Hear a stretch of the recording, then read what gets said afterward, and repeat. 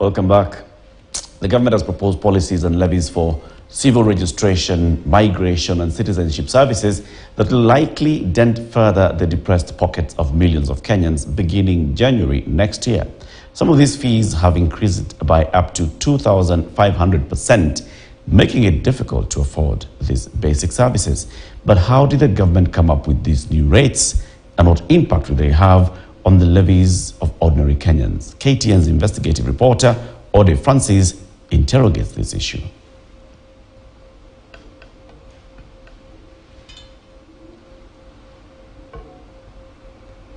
On the December 5th, 2023, the Ministry of Interior sent out a memo to all chiefs and assistant chiefs and other administrators, mandating them to urgently consult the public on the new rates of civil registrations of birth and deaths, as well as national identification cards and the passport services.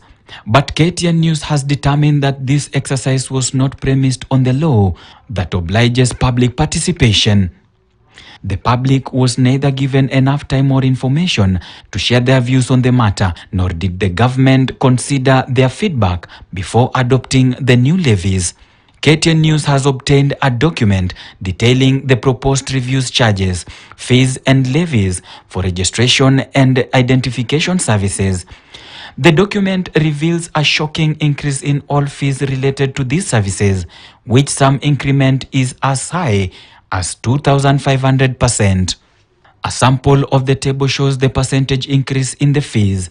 Certificate of birth and death will cost 200 shillings, up from 50 shillings, an increase of 200%. Late registration of birth and death will cost you 500 shillings, up from 100 shillings, an increase of 500%. Re-registration of birth and verification of certificate of birth or certificate of death for private Kenyan agencies will cost you 1,000 shillings, up from 100 shillings, an increase of 900%.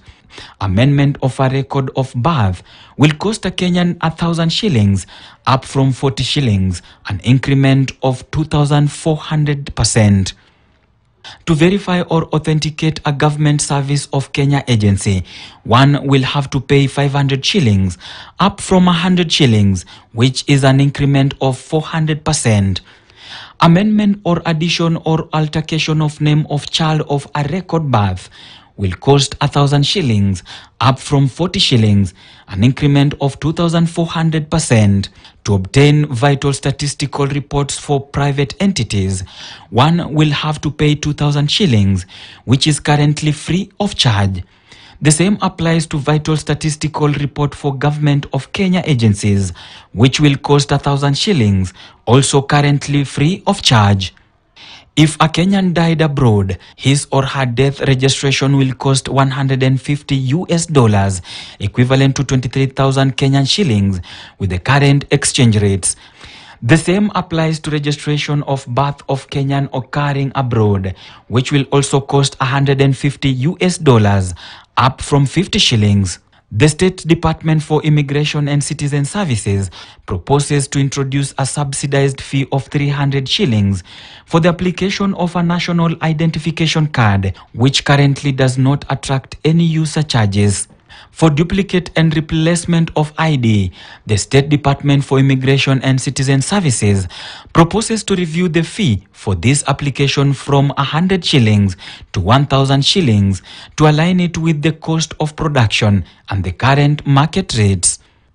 For one to be issued with an identification report, the government proposes to charge 1,000 shillings, up from 300 shillings, an increase of 233%. This fee is chargeable to individuals and private entities, but not government institutions. Staff working in government ministries, departments and agencies will have to pay 1,000 shillings, up from 100 shillings, an increment of 900% to obtain a civil servant's card.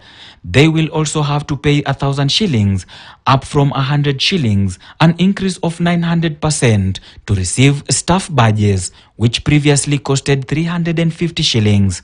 But how did the government conduct the public participation on these new charges? We went to one of the meetings to find out if the public was adequately consulted and informed.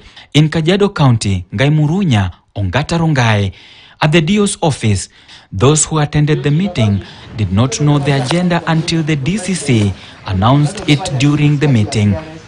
The participants here were students who had come to apply for IDs. The Constitution confers right to participation in decision-making is guaranteed under Article 118(1) and B and 196(1) and B, which directs the national and county legislatures to respectively facilitate public participation in their work. But did the government follow the proper framework for public participation, which include placing adverts in mainstream media, both print and electronic, and providing feedback mechanism through drafting and tabling of the resultant report? Time is ticking to 1st January 2024.